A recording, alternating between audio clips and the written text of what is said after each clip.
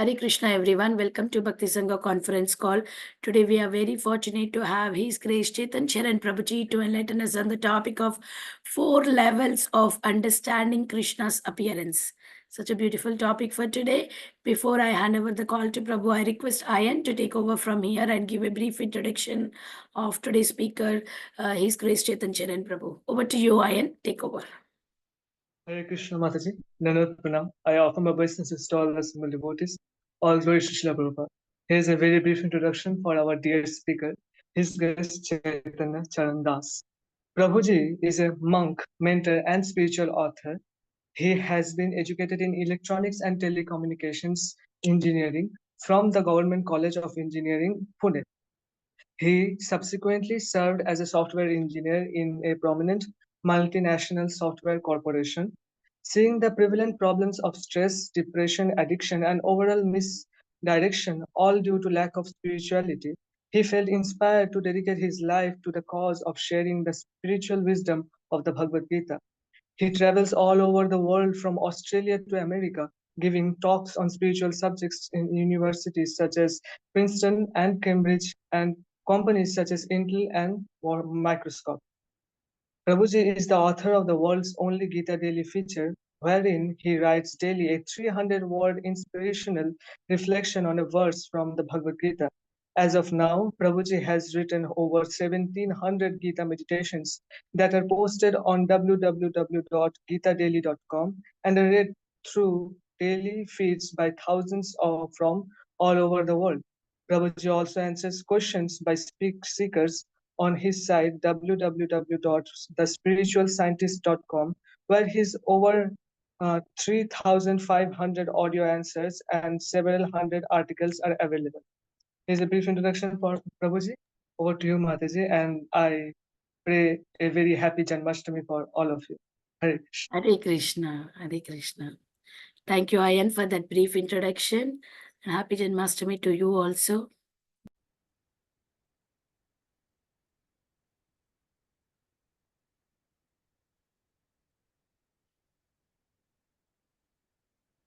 Am I clearly audible? Yes, Prabhuji. Yes.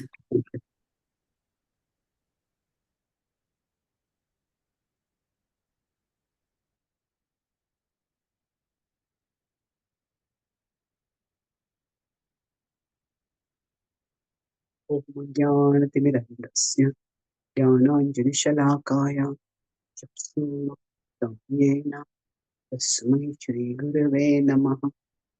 नमः विष्णुपादाय कृष्णपृष्ठाय भूतले श्रीमते भक्तिवेदान्त स्वामिनिति नाम। नमस्ते सरस्वती देवे गौरवाणी प्रचारिणे निर्विशेष शून्यवादी पाश्चात्यदेशतारिणे वाञ्छाकल्पतरुभ्यश्च कृपा सिन्धुभ्य एव च पतितानां पावनेभ्यो वैष्णवेभ्यो नमो नमः। जय श्री कृष्ण चैतन्य प्रभु नित्यानंद श्री अद्वैत गदाधर श्रीवासादि गौर भक्त वृंद। हरे Krishna Krishna Krishna Hare Hare Hare Ram Ram Ram Hare Hare.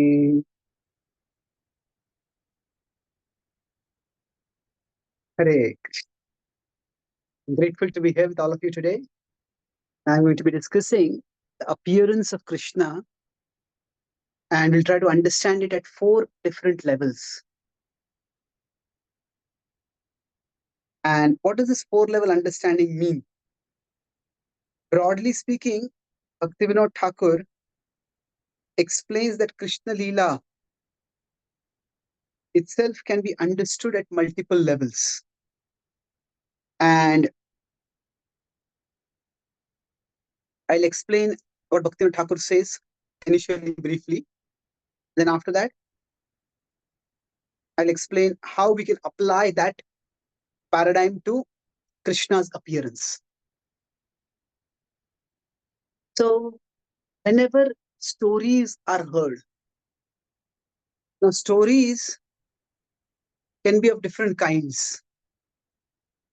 Stories can be histories, those which have happened. Stories can be fables. Fables are basically made up stories that they're not events that have happened, but they're made up stories which convey some moral lessons. So there are Aesop's fable, there are Panchatantra tales. Now, stories can be myths. Now, the word myth is a little polarizing word because the word myth sometimes conveys the idea of imaginary, and generally we rebel against the idea of the scriptures and the stories within them being called imaginary. But it also has a less evaluative idea and a more that it doesn't convey the idea of imaginary as influential. Influential means like this character has become mythical in the Indian imagination or in the Indian mind. I think that character has become larger than life. So myth mean a mythical story that is a myth is a very influential story. So it's not necessarily an evaluation of its judgment. Sorry, if it's evaluation of its reality. It's more a statement about its influence. So that's why, say, when we write books, say I had written a book on the Ramayana, other devotees have written books, they are put in mainstream publishing houses. They publish them and then they put them in their bookshelves.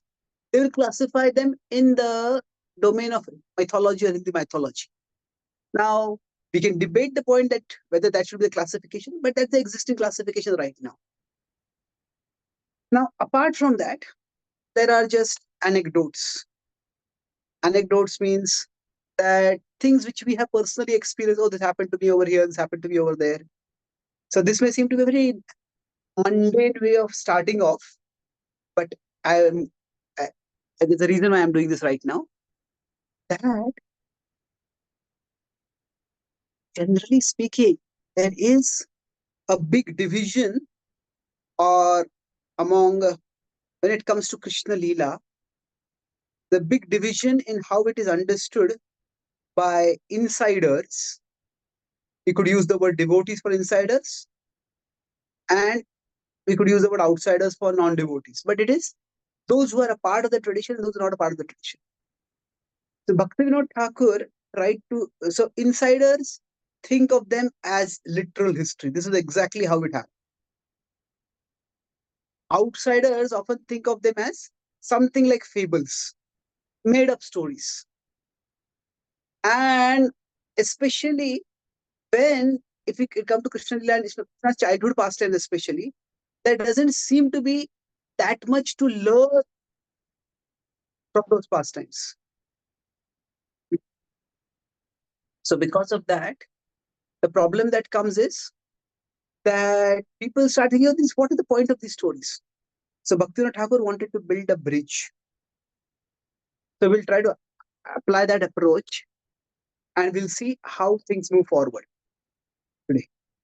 So the approach he uses is he takes a conventional analytical framework. He said there are three levels of adhikar. The word adhikar means authority. Excuse me just a minute. The door is banging over here. Sorry for this.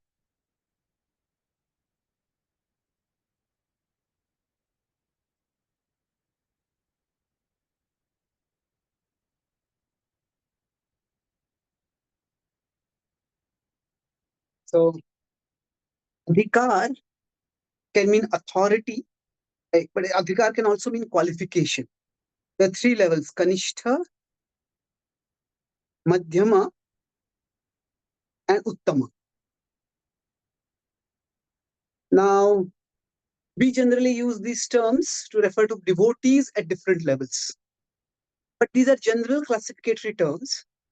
There are people at different levels in general. And when people are at different levels, they analyze things differently.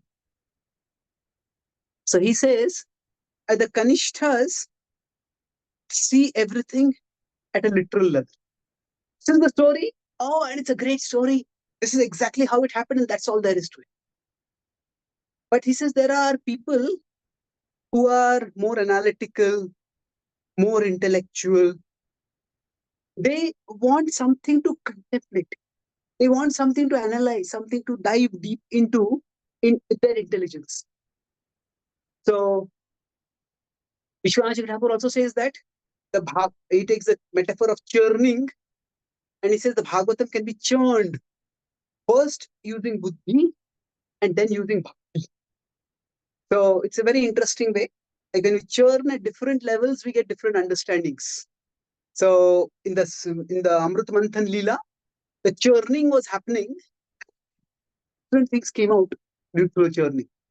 So we could say there are some people who want to churn using their buddhi. What does this mean? What does that mean? So he says this is that there are some people who may want to have some ethical lessons from this. Oh, what is this? What can we learn from this? What does this signify? So this is where often life lessons come in. Okay, this character acted like this in this situation, and we can act like this. We can learn this. So ethical is there. So, for example, Ravan abducted Sita, or Manthara influenced Kaikai. So that is indicative of how bad association, especially submission to bad association, can be very damaging. How lust can be damaging. That's ethical. Now, beyond that is allegorical. In the allegorical level, we look, and now the scripture themselves are not allegorical, but there is some symbolic meaning. At the literal level, people are just primarily interested in entertainment. Oh, I have heard a nice story and I enjoy the story. At the ethical level, people are interested in guidance. Okay, what can I learn from it? Then at an allegorical level, there is some kind of illumination. Some symbolic meaning is there, so by which intellectual illumination comes in. And in our tradition also, it is there. Say, for example, we have the idea of Ravan representing lust. So at the allegorical level, the key question is not just who is Ravan, but what is Ravan? And then the allegorical is the Madhyama level. But then it goes forward. In one sense, he is patting on the back those who are analytical, those who are intellectual. Yeah, there are people who just simply hear the story for entertainment. You are more intelligent. You are looking for some deeper meaning. He appreciates them. But then comes the real twist. Yes, but you are not at the highest level. There is a level that is highest. And at that level, you churn with the rod of bhakti. And this is the devotional level. Now, Thakur doesn't use the word ethical and allegorical. He just uses the broad word non-literal levels. So the Madhyama want to look for non-literal meanings. And then there's a paramarthik, transcendental, adhyatmic, divine meaning. That's devotional levels. So we could put this as LEAD, lead.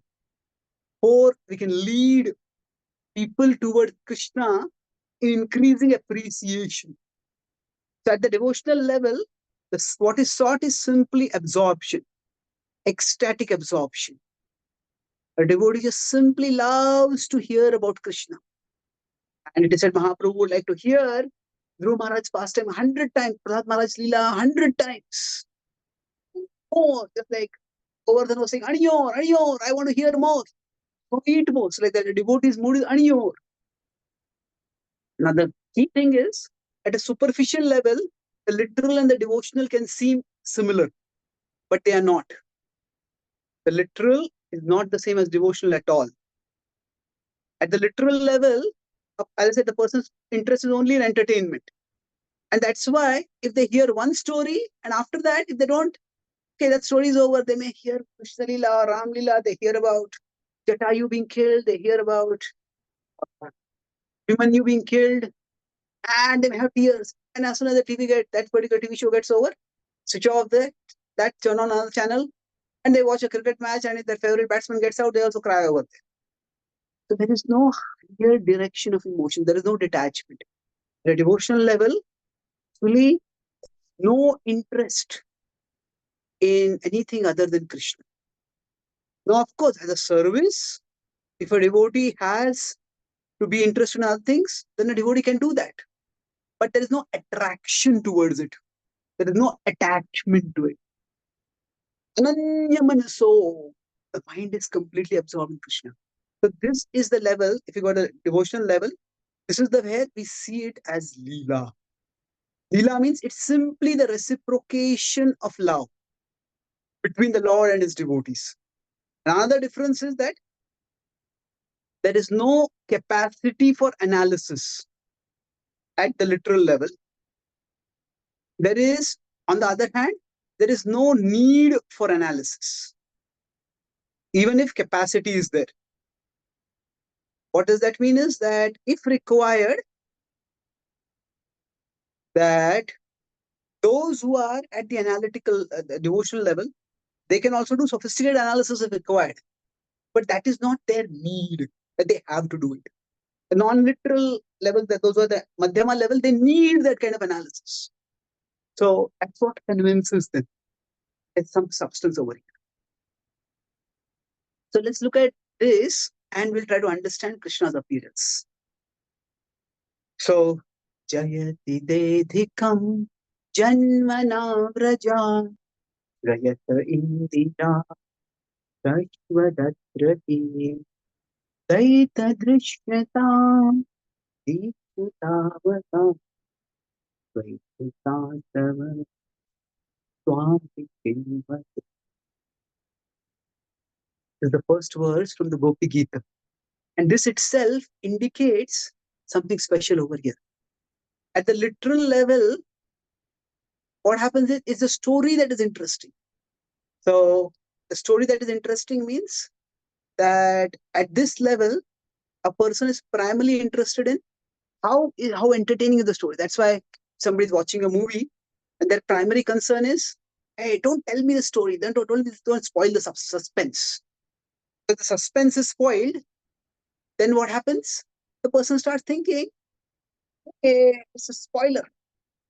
So often in movie review, there is spoiler alert. That there's no spoiler review like that. So the idea over here primarily is that Krishna, when we hear Krishna Leela, at literal level, people want to know some new story. An old story, oh, I've heard this, I want to do some lecture shopping. People are not interested in going deeper necessarily. But even from a literal perspective, Krishna's appearance is fascinating. In this particular verse, I quoted Jayati Te Ikam Janmana Vraja. This is one of the pramanas that Jiva Goswami uses to emphasize the point that Krishna's appearance is not as simple as it seems. So the gopis here, when they are praying, they are not just sentimental cowherd girls who are just maddened because they are separated from their object of love. They are actually speaking at a very elevated level of emotion, but also wisdom. That's how they are also talking that our future asuras are going to come. They are saying, Maya Atmajat, that you will provide us, protect us from Yomasur in future. You have protected us in the past, you will protect us in the future. Why are you not protecting us now? How can you let us die now? So they are enlightened sages. They are also saying that Sattvatam Kule. You are born in the Sattvat Kula. That means Sattvat Kula is actually, it can mean you are a saintly enlightened person. You are born in the, but it also means the Sattvatas is one of the Vamshas in the Mathura. So they know about Krishna's identity. And when they using the word Janmana Vraja, so what it means is that they are, this is a pramana, one of the many pramanas that Jiva Goswami uses to illustrate that actually Krishna was born in Vrindavan also. So let's try to understand the story at the literal level itself. And we will try to piece together some of the missing pieces that are there in the story. Now, the way the story begins in the Bhagavatam is before the actual event. Generally speaking, whenever say a movie starts or a novel starts, there are two ways to start it. One is just start right from the middle of the action and then go backward and tell. Like start with some fighting going on and some big action scenes going on, and then afterwards said, okay, who is this person? Who is that person? And why are they fighting? That's one way to do it. The other is actually build up through a little background. Okay, what is the significance of this fighting? Who is this person? Who is that person? And then fight. So then bring the fight, then they bring the key action. There are different approaches. So the Bhagavatam begins the 10th canto, which is talking about the appearance of Krishna with some backstory. So the backstory is related in three different ways. First, it just creates the dramatic setting for Krishna's appearance, how dramatic and how dangerous the setting in which he appears. Second is, it also brings out the character of the characters, how evil Kamsa is. And it also brings out how significant the significance or the significance of Krishna's appearance. So now we know the backstory is what? That it starts with Kamsa arresting his own father. The Kamsa's cruelty is shown in the Bhagavatam in many different ways. So it's sometimes you can say this person was a terrible demon. Okay, why should I believe it just because you say it? No. He arrests his own father. He takes away the throne from his own father. We know that in the Islamic rule of India, that's what Aurangzeb did. Aurangzeb took the throne from his father and imprisoned his father in a prison where it was very close to Taj Mahal, but he couldn't see the Taj Mahal. Then that is brutal. And there's another son of his. He killed that son and lopped off his head and gave that head as a gift to his father. So brutality. So Kamsa arrested his father and kept him under control. And he was a tyrant. Now, although he's a tyrant, even tyrants don't like to be seen as tyrants. So he wanted to act good. Thus, when his now the exact sequence is that he had a depraved nature, but the depraved nature comes out in different ways. He arrests Ugrasen. That incident that is a manifestation of his evil nature. How does that evil nature start off? At many levels, but at one level he's acting like a good person. Suddenly there is Akashwani. He is taking his sister, actually she's a cousin sister, Devki, he's taking her, is driving her chariot after her wedding, showing the world what a devoted brother I am. Recently, just a few days ago, there was a Raksha Bandhan. So the idea that a brother should protect his sister, he's embodying that. Now, in one moment, that Raksha Bandhan becomes the Mrityu Bandhan. He's catching her by the hair and ready to lop off her head. See, here's one Akashwani. The child, the Ashtagarbha, will be the cause of your death. Ready to forget all the lossing up. The level of sinfulness over here is unbelievable. He's not even trying to cover it up. So first of all, for a man to attack a woman is bad. For a Kshatriya who is meant to protect women, for a Kshatriya to attack a woman is far worse. For a brother to attack his sister is even worse.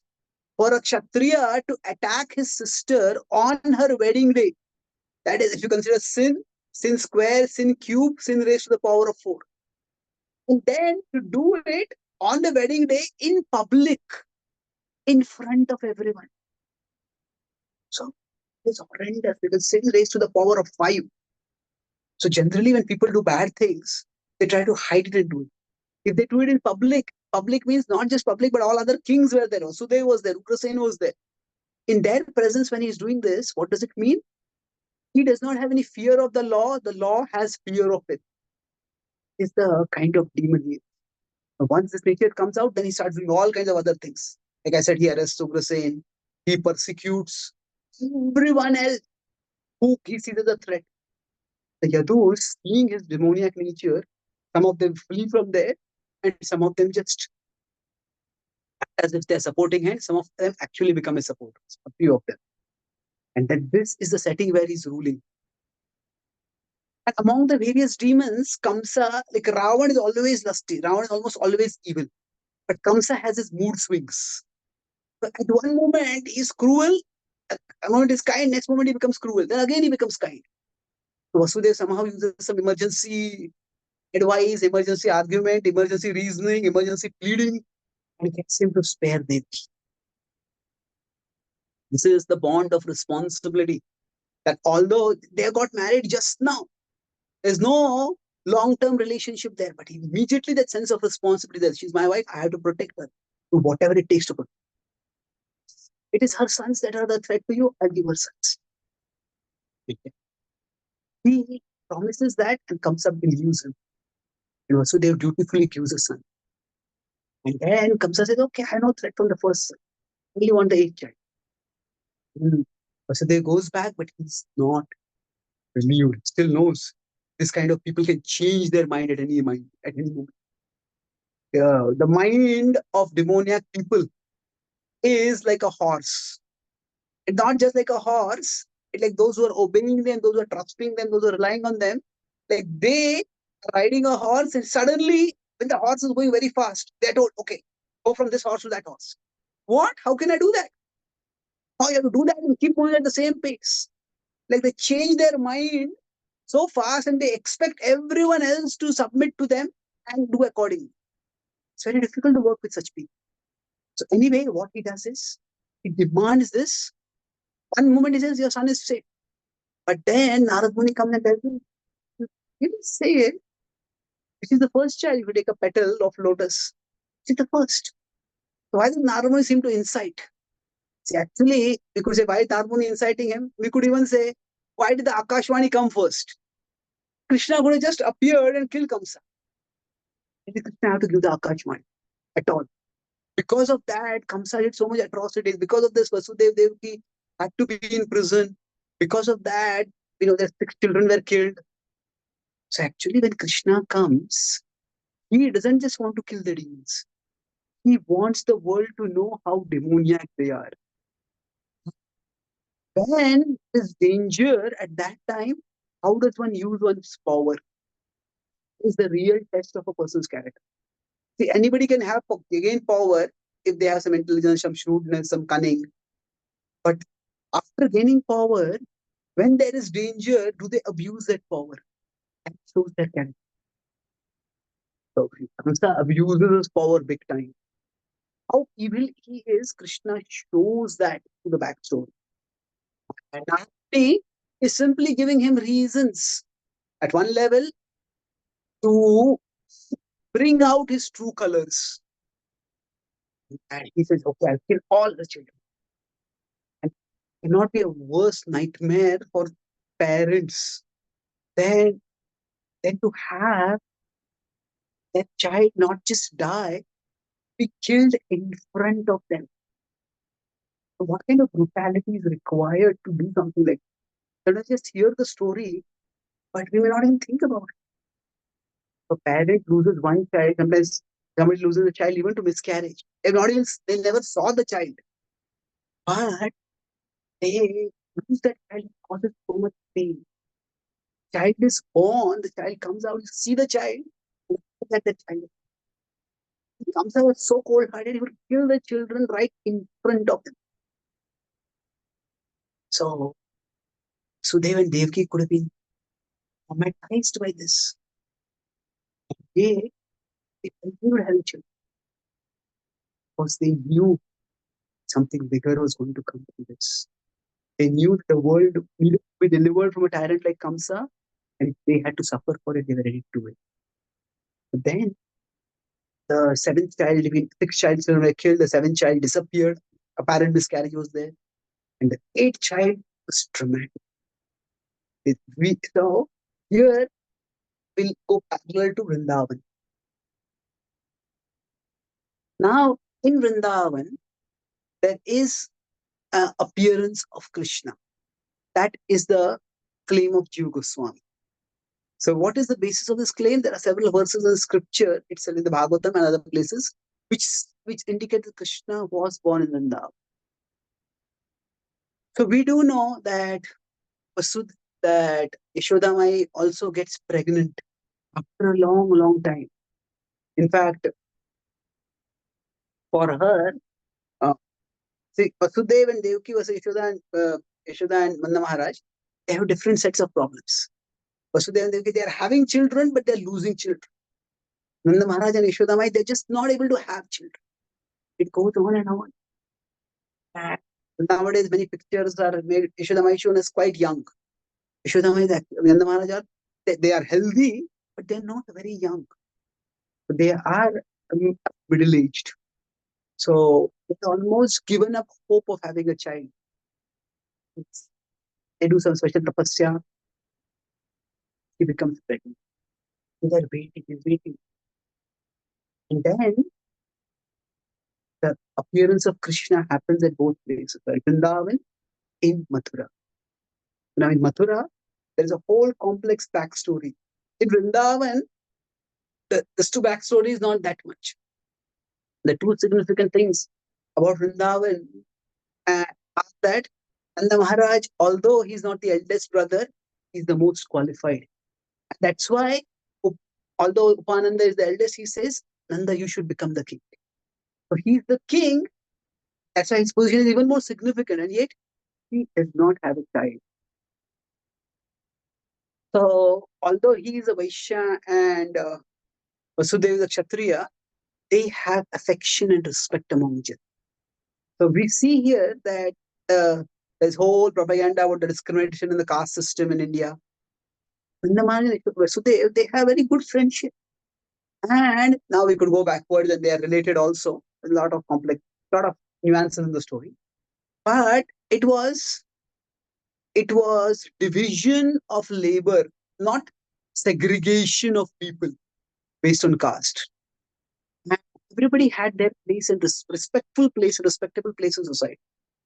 He was considered a leader among the Vaishya. So the Kshatriya is the king of the entire kingdom. But every community will have its own leaders. And those community leaders are also respected by the by the followers of that Varna and by the higher authorities also. So he's significantly important. And second is that he doesn't have a child for a long, long time. And that's why when they get a child, it's not just that Nanda Maharaj and Yashoda are happy, they are very beloved as leaders over there. So all of Vrindavan is happy that our king and queen are now having a child. So this is the backstory in both places. Now, when actual events are to happen, there are two, three significant things over. Vasudeva and Devaki, now the literal story literal story is as events transpire, as they happen. So there are some significant things. It's like there's always this in this world tension between light and dark. The forces of goodness and the forces of evil. And Krishna appears at midnight. There's often the question that is raised that if Kamsa was so afraid that of the eighth child of Devaki, he could have just kept Vasudeva and Devaki in separate cells. And then there would have been no problem. Actually, the point was that, first of all, Krishna did not appear by ordinary means of physical union. They said that Krishna appeared first in the heart of Vasudeva, then the heart of Devaki, and then he transformed into her womb, and then he appeared. He appeared with hair on his body, with ornaments, effulgent form. He didn't appear like an ordinary being. So even if they had been kept separate, that would not have made any difference. The second more important, now we may say this is not what Kamsa knew. So, but why did Kamsa not keep them separate? Kamsa had a huge ego. And his ego was that he wanted to falsify the words of the Devatas. He thought that I have already defeated the Devatas in war. Now, if I can prove that even their words are false, then people will lose all faith in the Devatas. And once that faith is lost, My power will have no more challenge, no more threat. And that is why I will let the child be born and then I will kill the child. So I will show that the one who was supposed to be my killer, I am that person's killer. In that way, I will announce my authority. That was Kamsa's calculation in letting the child be born. So, symbolic that he wanted to create, it's not symbolic, it's instructive. It's that he wanted to create fear about his power in everyone's hearts. But in that process, it was he who became filled with fear.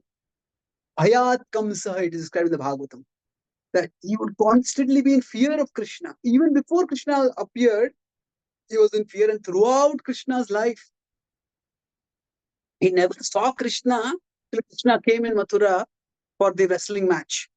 But he lived in fear of Krishna. So anyway, the point is that Kamsa wanted to create fear of his power in everyone else's heart and also destroy the faith in the devatas that people might have. So Krishna chose to appear at midnight.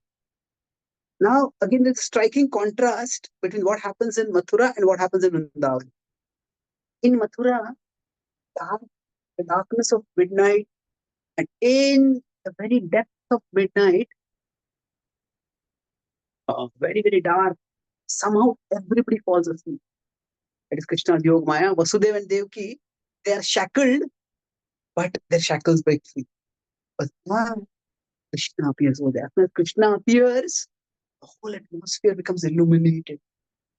Only the outer atmosphere becomes illuminated, hearts become warm with illumination, with joy, with confidence, with security, with great anticipation. The whole universe becomes celebratory, the appearance of the Lord of the universe. And Vasudeva and Devaki are delighted to see Krishna and they offer prayers to Krishna. There is a tension when the Lord appears in this world, and those who relate with the Lord in various rasas, on one side they have their particular rasa in which they want to do the service to the Lord. But at the same time, there is some awareness that this is the Lord. So Devaki, she offers prayers to Krishna like her husband, but then she says, Krishna, you are in this extraordinary form. How will I hide you? Take some more ordinary form. How? In one sense, if she knows he is God, why does she have to hide him? And realistically speaking, in that prison cell, where can she even hide him actually? But it just shows her maternal concern. Krishna tells Vasudeva, you take me to Nanda Maharaj's place in Vrindavan. You leave me there and you come back. And the prison doors open. In that darkness, Krishna brings light. And then Vasudeva takes Krishna to Vrindavan. Now that whole story, I won't go into the details of that, but let's look at simultaneously in Vrindavan what's happening is that Yashoda has a very long labor and everybody around her, she has assistants, she has maid servants, they're all waiting. But in waiting and waiting, they all become exhausted. And when they become exhausted, at that time they all fall asleep. And even Yashoda falls asleep. And then when she has a child, that nobody comes to understand it. It's everybody is fast asleep. So it's the same Yoga Maya at one level puts the guards to sleep, but creates illumination in the prison cell. But what is a very comfortable place? Home, there's no Prabhupada sometimes use the word maternity ward. It's not a maternity ward in the technical sense of the word today. But in the home, which is safe and secure, there is complete darkness. And Krishna is brought there, over there is taken by Vasudeva. So this is at a literal level the story of how Krishna appeared. The next morning, now again the context is what is happening in Mathura and what is happening in Vrindavan. In Mathura, Vasudeva comes back, he brings the girl. Now we may think, what is Krishna doing over here? Okay, Krishna wants to be protected. They want to be safe. That's fine. So, but to get some innocent child, to let that innocent child be killed, is that the right thing to do? What is that child's fault? Or is that child just being used as a instrument for some higher cause and offered like a sacrificial pawn? So maybe there is a higher plan going on there also. So Kamsa wakes up. As soon as Vasudeva comes back, the shackles get fastened on him. The guards wake up. The guards see, they inform Kamsa, and Kamsa comes charging and he grabs this girl. And Devaki tries to plead with him. Yashanot said, she's a girl. Don't kill her. He's taken aback. It's a girl. But he says, no, let's not take the risk. He says, raises her, smash her on the ground, just like he has done before with all the previous children. And he raises her, she slips out of his hands. She rises above, and there appears the effulgent, powerful form of the goddess. Now, Sudeva and Devaki, they just seen Vishnu, and they now see Devi. And Kamsa is seeing Devi for the first time. He is a worshipper of the goddess. And because he's a worshipper of the goddess, I don't know how this goddess appeared. It takes him time to process. Happened over there. He says, you fool, who the one whom we are going to, one who's going to kill you has already appeared elsewhere. So now again, the exact Sanskrit, if you go, the commentators have done different analysis. Is he there somewhere else? Has he already appeared somewhere else? Has he been transported to somewhere else? So what does it exactly mean? Depending on how we read those particular words, there are different meanings over there. The point is, in Kamsa, things don't register first. So first thing, how did the goddess whom I worship appear from Devaki? And it was a woman. The goddess had not promised to kill me. She is my worshipable deity. So he immediately has an apparent change of heart. He says, no, I made a mistake. Please forgive me. Please forgive me. So they and they. It's interesting. It is said that they forgive. Now, it's important to know what forgiveness means and what it does not mean. If forgiveness is for the past, it's not for the future. If somebody has done some past wrongs, we forgive them. But still they need to earn trust. So forgiving is not trusting. Vasudeva and Devaki, it is said that they forgive Kamsa. But they don't trust him. They don't tell him, oh, actually, I've kept my child in Vrindavan. What is foolishness? Is his change of heart for real or not? Actions will prove. They don't just take him at face value. They forgive him, but they don't trust. The forgiveness can be given, but the trust has to be earned through action, not just through words. And Vasudeva's decision is proven to be right, because Kamsa soon has a change of heart and he tries terrorizing and killing all the children who have been born recently. But initially, lets Vasudeva and Devaki go because he starts thinking, if the goddess appeared from her womb, she must be a special and great soul. And the philosophical knowledge, spiritual knowledge, can be utilized in different ways. So in some of the retellings of the 10th canto, it said that Kamsa says, really, it's Kali Yuga now. Even the Akashvani speaks lies. There was no threat for me. Why did I kill so many children? I'm such a terrible person. Oh, but what can I do? I was misled. As far as you are concerned, it was just destiny that your sons were to be killed. And I happened to be a mere instrument of destiny. In this way, he tries to give some excuse for his behavior. But then again, he goes back to his associates and tells them what has happened. And they start thinking, hey, the goddess said he's appeared elsewhere. Therefore, you should do something about it. He goes on a rampage, killing everyone elsewhere. That's where Putana comes in. But the point is, if we look at the story itself, it's dramatic over here. Now, in Vrindavan, on the other hand, the huge celebration. In fact, Nandotsav, which is celebrated after appearance of Krishna, itself is amazing. It's a festive occasion with a spontaneous celebration. everybody in immense joy that Krishna has been born, that Nanda and Yashoda now have a child. So the moods in these two places are very somber and they're very different. In Mathura, it's still somber, it's grave, it's uncertain. In Vrindavan, it is just unrestricted celebration, just pure joy. So Krishna can evoke different emotions at different times in different people's hearts. So now what is described by our acharyas is that actually Vasudev, that Nanda Maharaj and Yashoda, there are different explanations of this narrative, but let's keep one of them. And Nanda Maharaj and Yashoda actually had two children. And because there are two children, that's why her labor went so long and she was so exhausted. And in the darkness, he did not see two children, he saw only one child. And he replaced that child and he put his child over there. And that Krishna, that was Vasudev Krishna and that Vrindavan Krishna. Vasudev Krishna is the one who is born to Vasudev, and Vrindavan Krishna is the one who is born to Nanda and Yashoda. They became one. Another explanation is that while Vasudeva was crossing Yamuna, Krishna fell out of his basket into Yamuna. So they panicked. What has happened over here? But he found. So during that time, Vasudeva Krishna was the Krishna who fell in, and the Vrindavan Krishna who was born in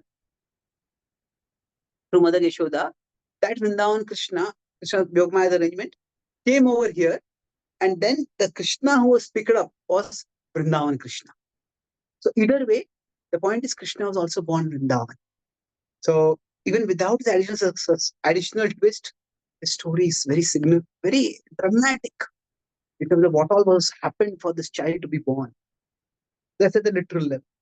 I described the literal at a somewhat detailed level, although we know the story, because that is useful and essential in some ways for understanding the story at other levels.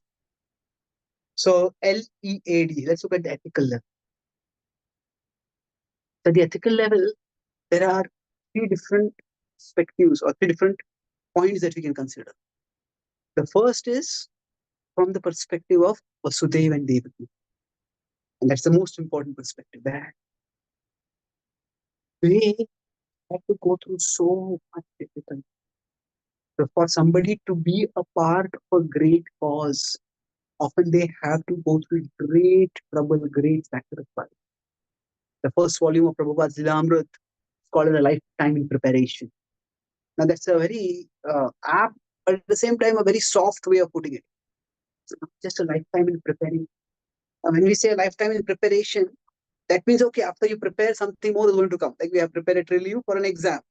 We know exam is going to come. We know when we read Prabhupada's story, such spectacular, unparalleled success with outreach in later years.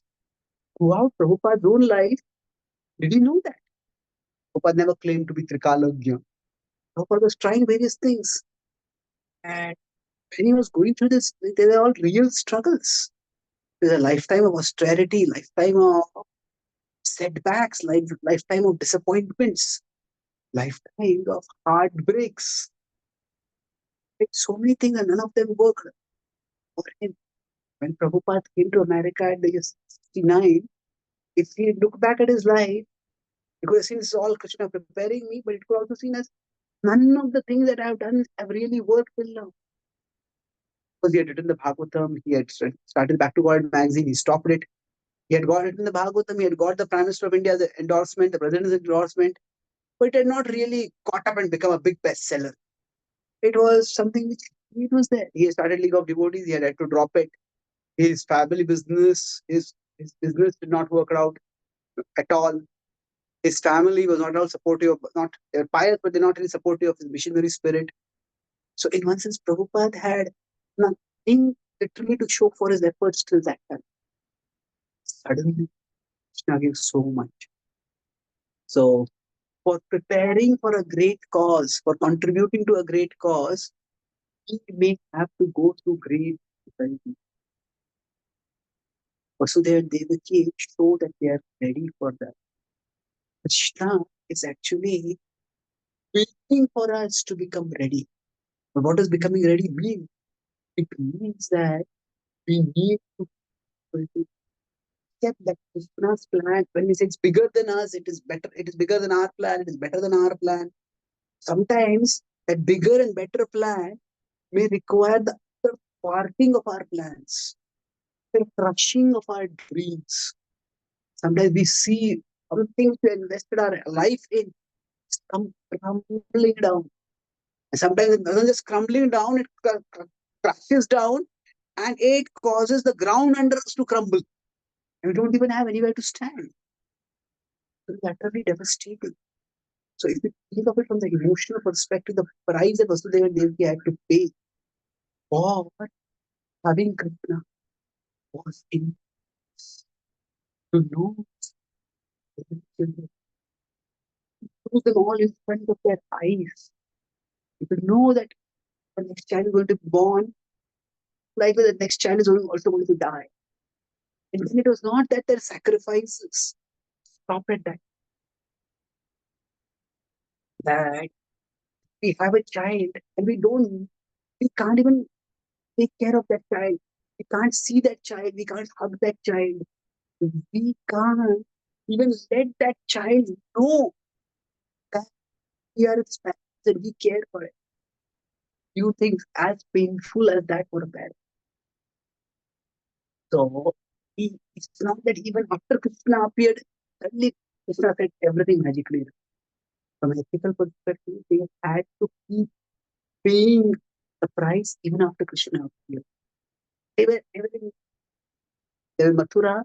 They could never go to Vrindavan. Even when they were not arrested, they were going to Vrindavan would have raised red flags, and they didn't want that happen at all. They didn't want Kamsa to have his suspicions confirmed. So was they knew that Kamsa was sending demons. They knew that Vrindavan something dangerous was happening. They knew Krishna was being protected miraculously. Whether Krishna is protected today, whether he will be protected the next day, will he be protected the next day? So it was heart-wrenching suspense for them. They had to go through it all. Krishna came back. When Krishna came back. So they say, Yattad agre vishamiva pariname amrutopamam. In the beginning it is poison, then that is nectar. But the problem is, in the beginning, how long is the beginning going to go on? 1 year? Is it 1 month? Is it 10 years? Is it 20 years? It's like somebody is put in a jail and they don't know how long they're going to be in jail. It's very difficult. Okay, if I know it is going to be for this much period, it's painful to be in a jail. But at least if we know how much period it is, it's relatively easier. We don't even know that. It was the trauma. The way which we were to hear that pariname amritopam. That nectar that Krishna gave them. Krishna just appeared and effortlessly killed Kamsa, reassuring everyone that Kamsa was no threat for anyone at all. Least of all for Krishna. What Krishna did was extremely endearing. Parents, if they have a child with great talent, with great ability, it's a matter of pride. Child is so good at music, my child is so good at maths, my child is so good at this. That's wonderful. Then, if the child doesn't just have ability, but also has virtues, the child also has humility. Say a child wins some big competition, big championship, and then after that is called to give a speech. And in that speech, a child just gives credit to everyone. My parents, my friends, my coach, my teachers. Instead of bragging about how great I am. Ability attracts the mind, but humility conquers the heart. So Krishna kills Kamsa, but what does he do after that? He doesn't claim the crown for himself. In fact, even when the Yadus offer him the crown, he accepts the crown and he goes to Ugrasena. He says, this is your crown. Please accept it. He said, no, you should be the king. You are the person who killed Kamsa. He said, hey, so I take this crown for you. I had no intention for the crown. It is meant for you alone. He requests and he insists and he offers that crown. So seeing disarming humility, his respect for elders, endears their hearts so much. But Krishna goes to Vasudeva and Devi. And what does he do at that time?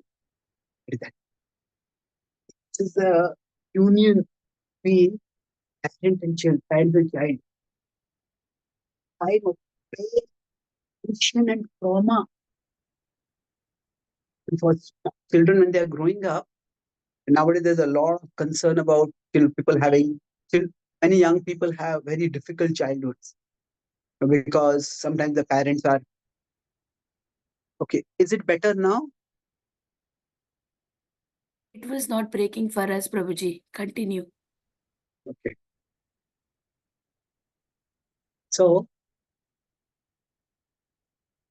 now suppose among the worst things for a child when they're growing up, parents fighting is one thing, parents bickering in front of the child, that's a bad thing.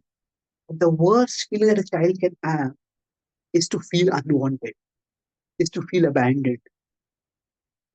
My parents would, sometimes parents may not have planned to have a child and something, the family planning goes wrong and they have a child. It is a talking about it and the child overhears it.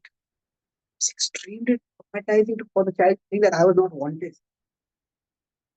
So Krishna was abandoned in one sense by the parents. There was reasons, there were extenuating circumstances, but still Krishna was left by his parents in somebody else's place. Now tell me, Krishna could have been angry. Krishna could have been, you abandoned me, you didn't care for me. There could have been many different reactions at that particular time. Krishna's response was, Krishna says,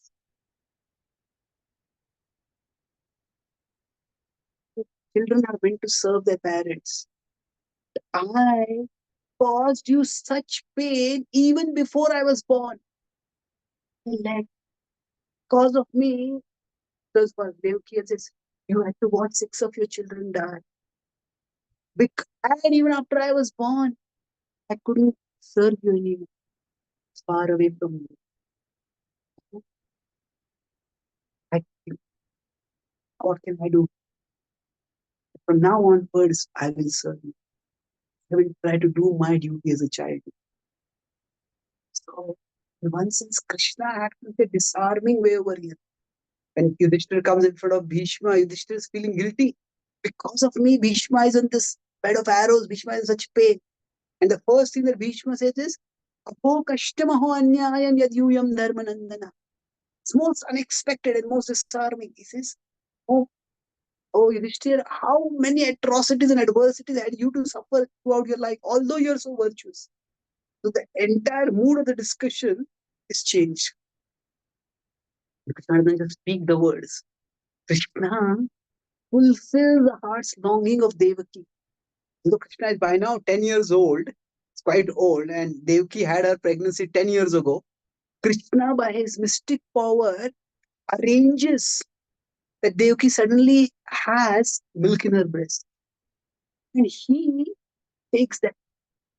Basically, it might seem very odd. What is Krishna doing? A mother, one of the mothers, especially a mother who very deeply loves a child, one of her fondest desires, one of the most intimate acts of love is a mother breastfeeding her child.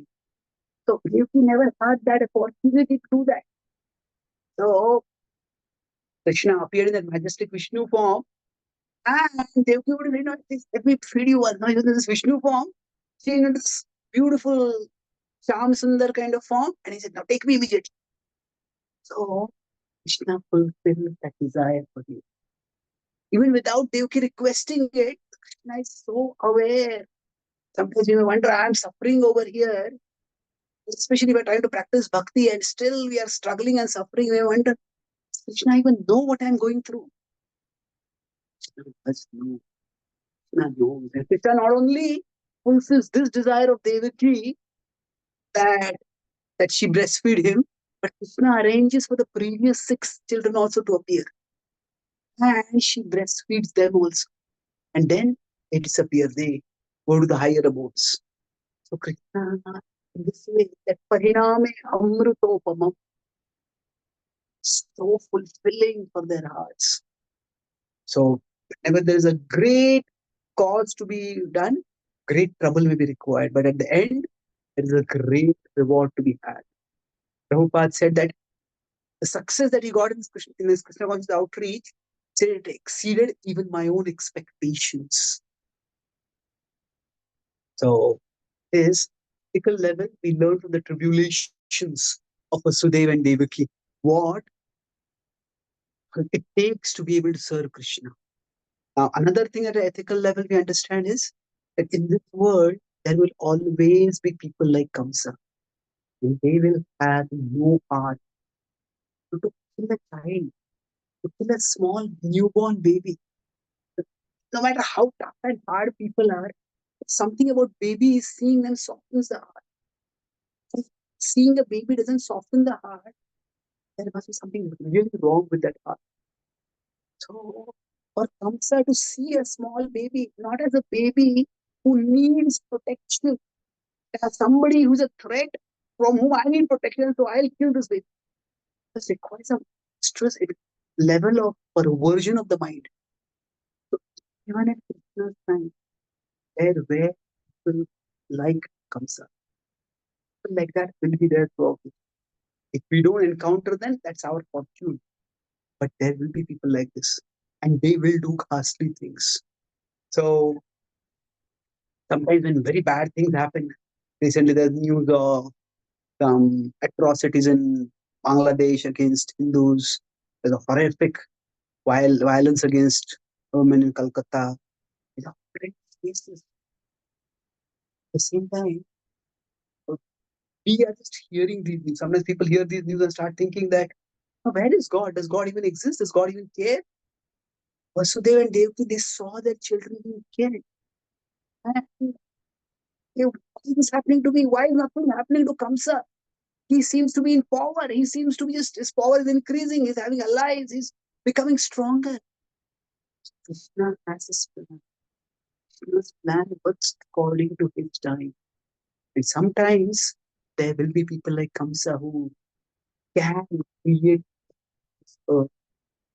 So it is, Krishna himself sometimes intervenes. Dharma samsthapanatha sambhavami yuge yuge. But sometimes Krishna swai dorbhair asya dharma. That sometimes Krishna empowers others, like he empowered Arjuna to take down the Kauravas. So there will always be dark people.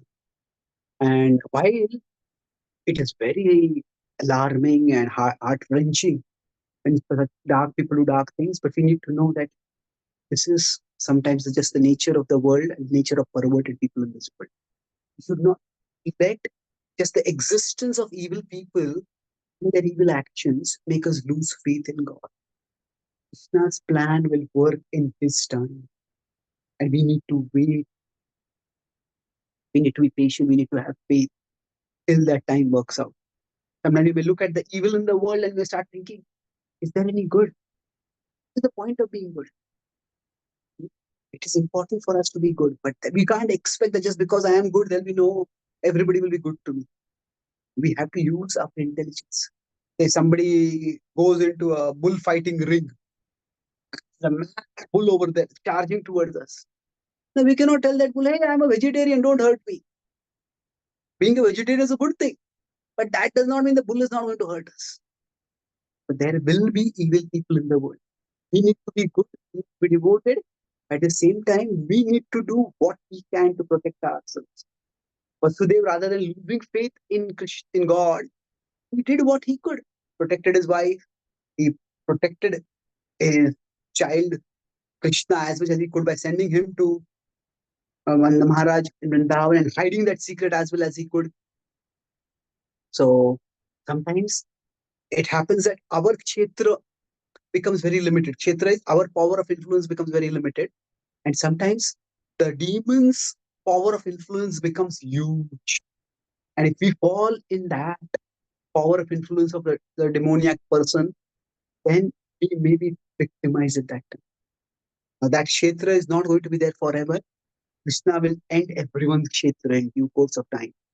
But during that time, we need to have that faith. And the example of Vasudeva and Devaki It was not just that they had to go through difficulties, but they were seeing somebody who was causing difficulties and they had to endure that. It's very difficult. And the person who is causing difficulty, nothing seems to be happening to that person. So it's difficult.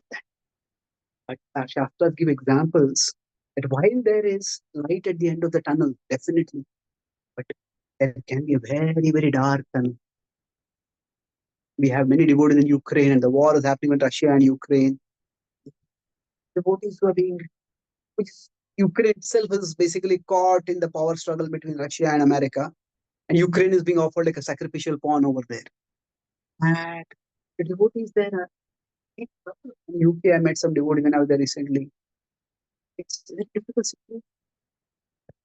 They have their homes and their temples and their flourishing communities on a geopolitical event, and now they're scattered all over the world, trying to rebuild their lives. But still, so many of them are maintaining their devotion. Grateful that they have come to another place where they have other opportunities to practice bhakti. So we need to hold on to our faith, even when sometimes people like Kamsa seem to be going on and on in their power. And the third point is that the ethical level, when we look at events, it's important that we don't just look at events in isolation. So far, in one sense, Yashoda and Vrinda, they never knew what happened. What was eventually a great joy for Vasudeva and Devaki, Krishna coming back to Mathura and staying there, that became a source of great pain for Vrinda and Yashoda. So the Lord's manifest presence is there for some time with us. So Vasudeva and Devaki didn't have Krishna, they didn't forget. So they were still remembering Krishna. What that means is that for all of us, when we are practicing bhakti, you can say there are 4 quadrants. One is the presence of Krishna. The other is the remembrance of Krishna. Remembrance means the devotional remembrance. Now, we could say this is if there is presence and remembrance, that is the easiest and the best. Krishna is with us. Say we are in a temple, we are behold, at our level, we may not see Krishna directly, but we can behold him in the temple. The source of the presence is there, the remembrance is there. And the worst is when there is presence but no remembrance. This is the example of Duryodhan. Krishna came as Shantidut. Krishna even showed his universal form. But still, what does Duryodhan say? Yeah, this is just some magic. Since Krishna was in Vrindavan, he had no work to do. So he probably did some tapasya and learned some mystic powers, and that's why could show some form. It's a hard-working prince throughout my life. If I had some idle time like he had, I would also done some tapasya. I would also shown bigger forms than what Krishna showed. Just dismiss Krishna's form. It was terrible. Sometimes the presence is there, but there's no remembrance. Now, if there is no presence and there's no remembrance, that is materialism. This is where most people are not. This is the toughest. That there is no presence, but there has to be remembrance. But this is also the most rewarding. It's like when we are not able to have the presence of Krishna with us, do we remember him at that time? If we do, that really shows our devotion.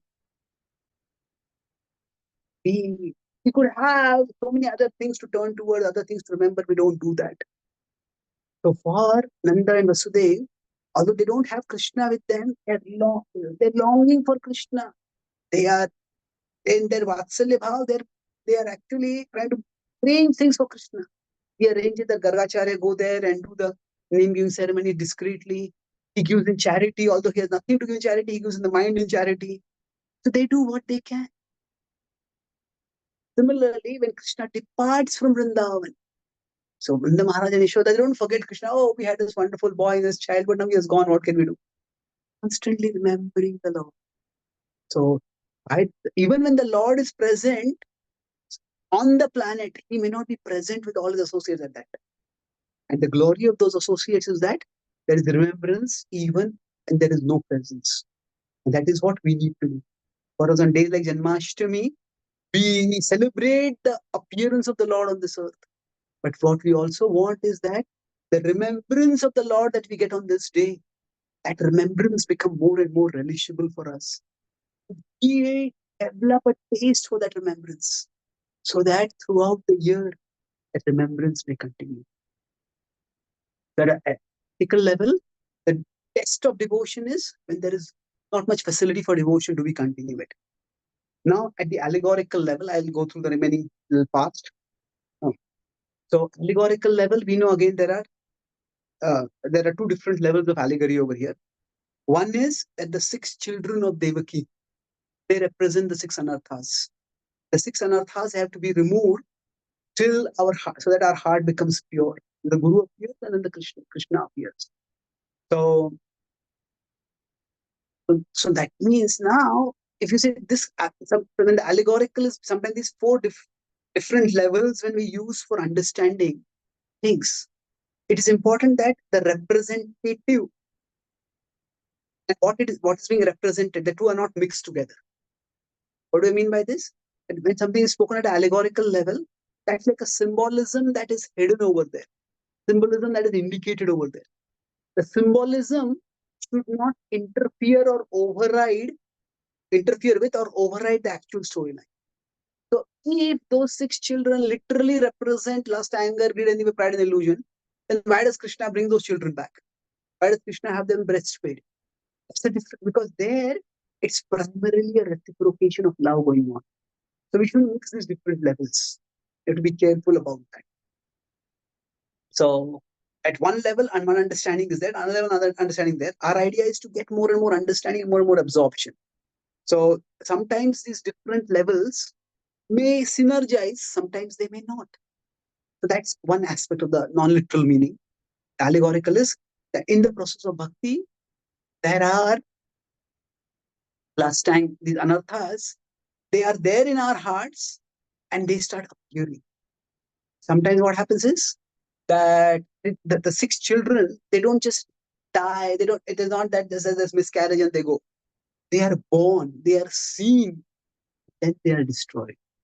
So sometimes for us, that the lower side within us that is there, that it doesn't just peacefully die. It manifests.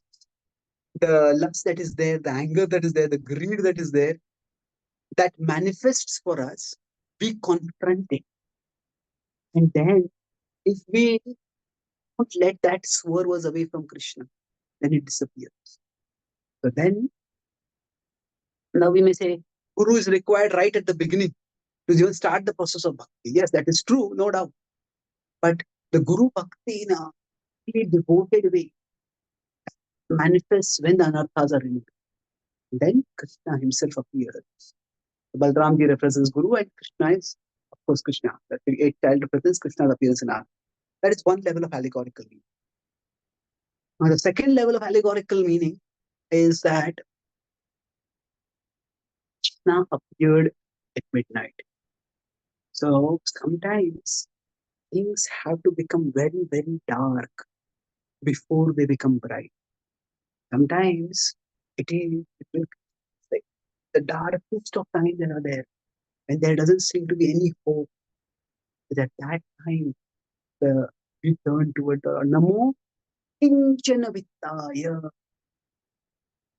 Kunti Maharaj says, you are the wells of the impoverished.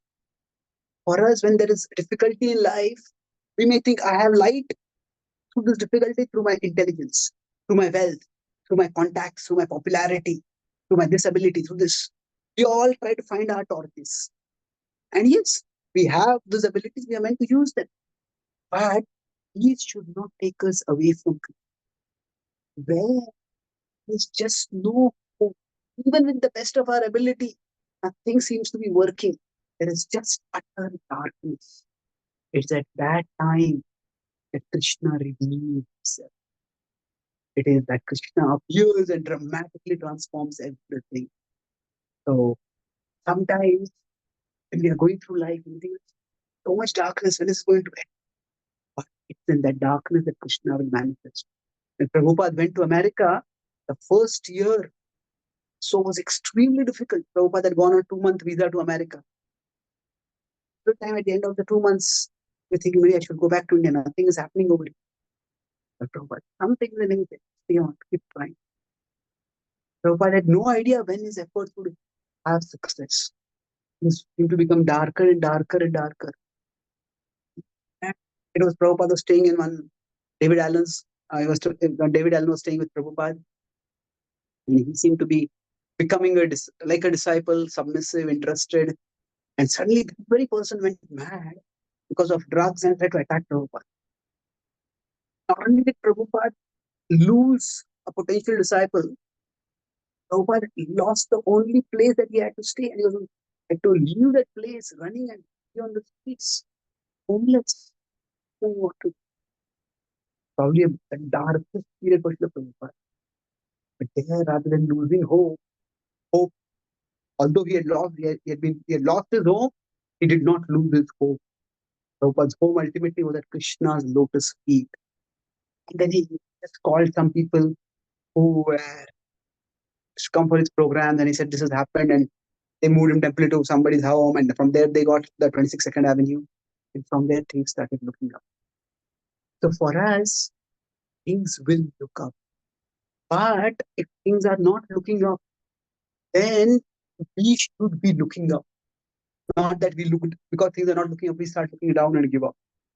Krishna is there, and Krishna will reward, Krishna will manifest, Krishna will protect. So Krishna appears in the darkest of times. And similarly, sometimes our life it's not necessary that life has to become dark before it becomes bright. But even when our life seems to be extremely dark and there seems to be no hope that light will come, Krishna can bring light at that time.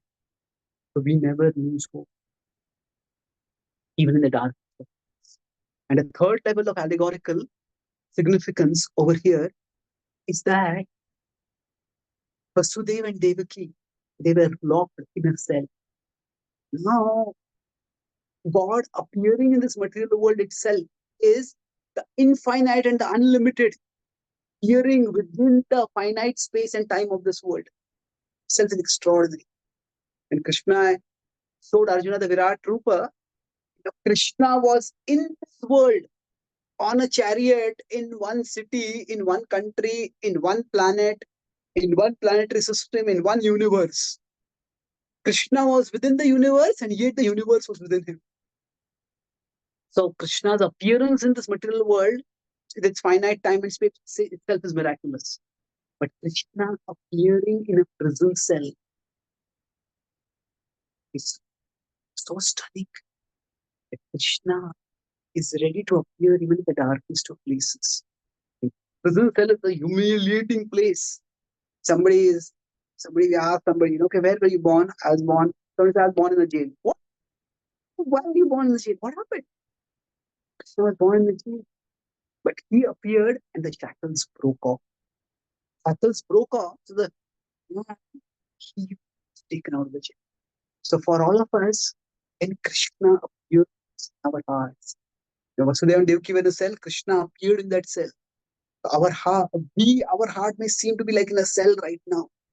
It's like it's caught in its attachments, just not able to come out.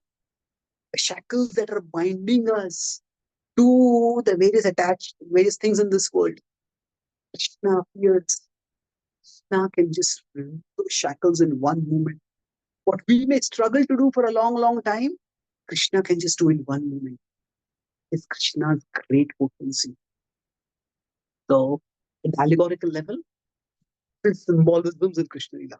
And that symbolism doesn't mean that the literal story is not true. Literal stories definitely, things did happen like that. But there is additional level of meaning. The last level is the devotional level. Now, the devotional level, we did discuss some things over here, but I'll conclude with this. At the devotional level, we see everything that happens ultimately as Krishna's Leela. Everything is arranged for the reciprocation of love between Krishna and his devotees. And whatever danger is there, whatever dangerous characters are there, they are all like props or special effects in the drama, just to enhance the excitement, the suspense of the drama. So within that region, Kamsa is a demon. Well, yes, of course, he's a demon. But Kamsa also has the backstory. The demons also have their backstories. Vasudeva and Devki have their backstory. Nanda Maharaj and Yashoda have their backstories. But ultimately, through various trajectories, they have come here. They are characters in this Leela. So for at this level, we focus on this amazing pastime, this divine reciprocation of love. There's a great, like I tell, there's a great test of love for Vasudeva and Devaki. There's a great reward of love at the end. So ultimately, at the Leela level, it is understood that love is the highest reality. It is Krishna's love for us that is the highest reality. The more we develop our love for Krishna, then we also gain entrance into that highest reality. We gain the means to rise above the realities of this world. Oh, this is happening to me. This person spoke like this problem came over here. This person did like this. This all may be operationally true, but there is a higher reality.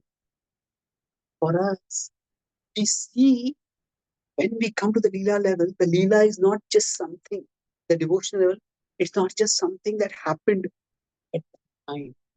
Yes, it did happen at that time, but it's happening even now. So the devotional level, Krishna Leela is like a trailer for us.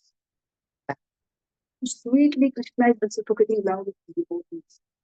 How selflessly the devotees sacrificing for Krishna shows their love. It's the trailer. This is the wonderful world of love we actually long for, that we actually belong to, is what we want to go towards. So Krishna Leela is like a trailer for us. The world of divine love is being demonstrated so that we can be attracted. And there's a trailer, we watch the trailer is good. Oh, I want to watch a full movie. Watching the full movie is purifying ourselves, entering into Krishna's abode. And that's where Krishna Lila is not just a trailer, it's also a trail. Trail means the path. So for us, remembrance of Krishna itself comprises the path by which we'll go towards Krishna. The sense of bhakti is to make our memory our treasury. It is for a devotee, remembrances of the memories of Krishna, they become the wealth of the heart. They draw the devotee toward Krishna. Krishna went away from Vrindavan, but he left a wealth of memories. And those memories sustain the gopis. Those memories sustain the Vrajavasis. So for us, when we are celebrating Janmashtami, let us pray that this day become an opportunity for us to get a little bit more of the treasure of the memories of Krishna. And thus, more and more of our memories will become Krishna centered. When we have bad memories of this person doing this, or we ourselves doing something terrible, or this terrible thing happening, all those memories are there. Then when they are the memories that are there, that is not a treasury, that's a trouble house for us. We want to have Krishna memory. And bhakti is about the more our memories are filled with Krishna, the more they give us joy in this life, the more they draw us toward Krishna. We remember Krishna Pasmat Sarveshu Kaleshu Ma Manusmara. We remember Krishna in this world, and then Antakale Chamameva Smaran Muktva Kaleva.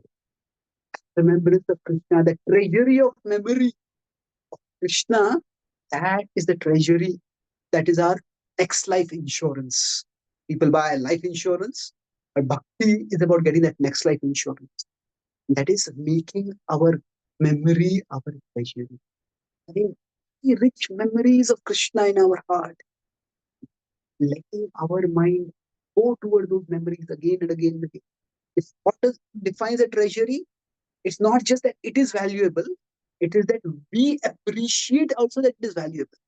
Somebody in the treasury, not only they keep it carefully, but they keep watching it. Right? Is it there? Is it there? Nothing has happened to it. So like that, when our memory becomes a treasury, we really acquire the memories of Krishna, but we treasure them. We keep going back to them. We keep revisiting them, recollecting them, replaying them. That's we show Krishna that Krishna, you are what I want. You are what I value than anything else in this world. And when we show Krishna that, Krishna has no reason to keep us in this world anymore. He will draw us back to Him. He will appear in our hearts, make us as if we are living in the spiritual world while we are in this world also. And then ultimately He will take us to the spiritual world. Tesham aham samudharta. I will deliver you. Mrityu samsara sagarat. Vaki nachirat vata. Not after a long time. Soon I will do it, Krishna says. It's Krishna's supreme love. Let me quickly summarize what I discussed today. So we talked about Krishna Leela at 4 different levels. First, I introduced the 4 levels based on Bhaktivinoda Thakur's analysis of Kanishta, Madhyama, and Uttama. So the Kanishta see things simply stories for entertainment. The Madhyama look for non-literal meanings. And Uttama look at the devotional level. They are focused only on Krishna and they seek ecstatic absorption. At the literal level, we discuss how the story is so dramatic and traumatic, and how there are things happening in Vrindavan and Mathura, and there is so much suspense and so much intrigue. All those things are there. It's fascinating, profoundly entertaining story. At the ethical level, I discuss 3 things. First is that the price for great service. If you want to do a great service, you have to pay a great price. That is what Vasudeva and Devaki paid for that service. Then we also showed how Krishna reciprocated and rewarded them. There is Visha, but after the poison, there is nectar at the end. And the nectar will be wonderful when it comes. At the ethical level, you also discuss like Kamsa like people will be there in the world. And if we happen to fall in their kshetra, sometimes they have a big kshetra and we just happen to be in their kshetra. So if this is a demon, and sometimes even a good person, a devotee, may be in their kshetras, they have to suffer for some time. A devotee doesn't lose faith. Just as Vasudeva Devaki maintained faith, he also maintained faith even in such difficult times. And then, lastly, at the ethical level, we also discussed about how in Krishna Leela, there are always various characters who are working in different ways. And Vasudev Devaki, they had to play their role. Kamsa played his role. Then I discussed at the allegorical level, we discussed about the six children are the 6 anarthas. And we talked about how in a darkness Krishna appears. The life may be very, very tough. And there Krishna appears. And second is, we talk about in the prison cell Krishna appears. So these two are slightly different things. One is that we are facing great difficulties and we don't know how to get out of. The other is our attachments themselves are causing us great difficulty. There are external situations and there are attachments. So both of them, Krishna frees us from them. And then last, I discussed at the devotional level that this is just the reciprocation of extraordinary love. I talked how Krishna as the ideal child and how he reciprocated love with the parents. So this is like a trailer and a trail. Trail means we make our memory our treasury. And thus we realize that love is the highest reality. Krishna's love for us is acting through all the difficulty that we are going through. And if we focus on developing love for Krishna, then we'll also go through those difficulties beyond them to Krishna. Thank you very much. Hare Krishna. Are there any quick questions or comments? Hare Krishna, Prabhuji. Thank you so much for the wonderful class, Prabhu. Such a nectarian class. May we, in this Janmashtami, may we also meditate upon the lotus feet and ask for only the how we can remember Krishna more and more. Thank you for giving, focusing on so many points, Prabhu, how in the literal level, means in the Kanishtadikar level, how means we are struggling a lot, we suffer a lot, but we have to always see the brighter side is waiting for us. Means Krishna is seeing everything, and he has better plan for us, and we should never lose hope and how to continue our devotional service to may one day we always can have the desire to reach the devotional level. Prabhu, thank you so much for the wonderful class. Yes, Prabhu, with your permission, can we go to the question and answer session, Prabhu? Yes, please. Thank you, Prabhuji. I can see one hand raised from Shiv Kumar Prabhu. Shiv Kumar Prabhu, please go ahead. Thank you. Thank you. Hare Krishna, Prabhuji, Dandavat Prams Prabhu. Thank you for today's class, Prabhu. As always, you are nurturing the faith through philosophy, which is a unique combination, which inspires all of us to stay in bhakti and face all the struggles. Prabhu, one question, Prabhu. When I took up bhakti, maybe like few of other devotees, I took it up thinking it is the most auspicious thing to pursue in life.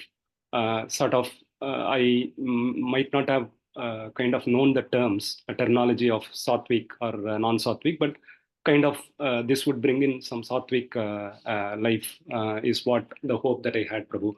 But as I kind of continued the pursuit, I kind of get to realize, at least in theory, that the goal of the spiritual life is to rise above both the good and evil, the dualities of the world. And that seems to be a very painful transformation, Prabhu. I just wanted to hear from you as to how we could kind of transform, at least in theory, the expectation of that this would bring some auspicious sattvic, the life would be sattvic in nature, at least peace, if not material comfort or luxury, into rising above the material dualities. Yes, it's difficult. There are two distinct things over here. One is that bhakti does bring us to sattva-guna. The practice of bhakti itself, with a certain amount of regulation and purification, it raises us and brings us to sattvic level. But when we say rise beyond duality, rather than focusing on that, we can focus on the principle of a relationship with Krishna. So the relationship itself, within the relationship, is one component in the relationship. It's not the essence of the relationship. Say we meet someone whom we care for a lot after many years, maybe a friend, a relative, but we have been far away for a long time. So now, sometimes we may just meet each other and people may hug each other and they just feel joy and there's such celebration. They talk and have share fond memories. Sometimes two people, depending on their nature, they may just sit together and they may have a comfortable silence. Sometimes both of them come together and they go on some activity which they had done together. Maybe two people a long time, okay, we used to go trekking in our childhood, let's go trekking. So the point is, if we focus on the relationship, then the joy will be in different ways. Sometimes it will be silence, sometimes it will be talking, sometimes it will be going out and doing some activity together. So for us, bhakti is about a relationship with Krishna. And that relationship with Krishna means that there are various components of that relationship. So peace is one component, but it is not the only component of the relationship. Now, if we feel that in our particular life we need peace, see, in any relationship, if we think that, say, peace is one component, say, if we care for someone and we meet them after a long time, we come in the pleasant presence, we feel peaceful, we feel comfortable. There is joy in seeing that person, being with that person. But in a rich relationship, there will also be anxiety. Parents care for their child, but say the parents, say husband and wife are working at different places, and they come to know that the child has fallen sick and the child has been hospitalized. The father flies from one place, the child is in hospital, the mother flies from another place. They come together. They're together, both are in anxiety. But between anxiety, they're getting bonded together. So when we talk about a relationship, in a relationship, there can be many different emotions. Now, in a relationship, there can be excitement, anticipation. Excitement is a nice way of saying it. We can call it this tension. What is going to happen? Is this going to happen or not? Is that going to happen or not? So, like that, within a rich relationship with Krishna, rather than focusing on that, I have to go beyond sattva. Focus on the point that our relationship with Krishna is multifaceted. And there is peace in that. And if that is what we feel is lacking in our life, then we need to create some space, some space for that. So if that's a need for us, and that's fine. Like different people in their relationships, two people based on their particular dynamic, they may be together, as they may talk a lot, they may just be in a comfortable silence together. So if our particular domain, our particular way in which the relationship with Krishna develops, that may vary from us to others. So some devotees may want to do a particular thing more. So some devotees may want to come in satsang and then hear Krishna Katha and do loud kirtans. Some devotees may feel that, okay, I want to sit and it's Janmashtami, I want to sit and immerse myself in hearing Shastra. Sit alone, I don't want to be around people and socializing and chit-chatting. I want to sit the whole day, I want to hear Krishna. Some devotees may say, okay, I just want to chant 64 rounds today. Okay. So each devotee can find the best way they can develop their relationship.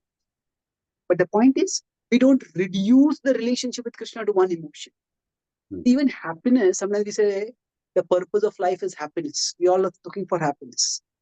Well, happiness is actually too cheap a purpose for life. What we're looking for is to love and be loved. Within loving and being loved, there are many emotions.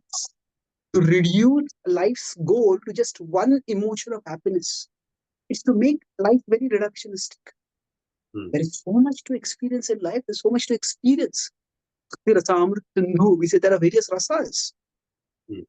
So now, if we need a particular rasa more, that's perfectly fine. We can create the space for that. But don't reduce the relationship to Krishna to just one particular emotion. And that answers the other question also. If somebody is not in a physical situation to go to temple, can they chant? Yes, of course. Just focus on chanting, hearing. Stay immersed in Krishna. Okay. Thank you. Prabhuji. Thank you so much. Hare Krishna. Thank you, Prabhuji, for explaining it so nicely. Yes, Prabhuji, here Lalitangi Mataji has also written that such a fantastic presentation and multi-level approach of Lord Krishna's appearance. Thank you so much, Prabhuji. Thank you, sir. Yes, Any other Prabhu, questions? I cannot see any more hand raised. Is it okay, Prabhu? With your permission, can we end the call here? Thank you so much, Prabhuji, for an enlightening class today. We are very grateful and look forward for your association again in the future. Dear devotees, let's pay our obeisances to Prabhuji. Pancha kalpa Vancha kalpataru Vaishnavebhyo namo namah. Jai, Srila Prabhupada ki Jai, His Grace Chaitanya Charan Prabhuji ki Jai. Thank you so much, Prabhuji. So much, Prabhuji. Hari Hari. Radhe Radhe. Deep all, closing the call. Radhe Radhe.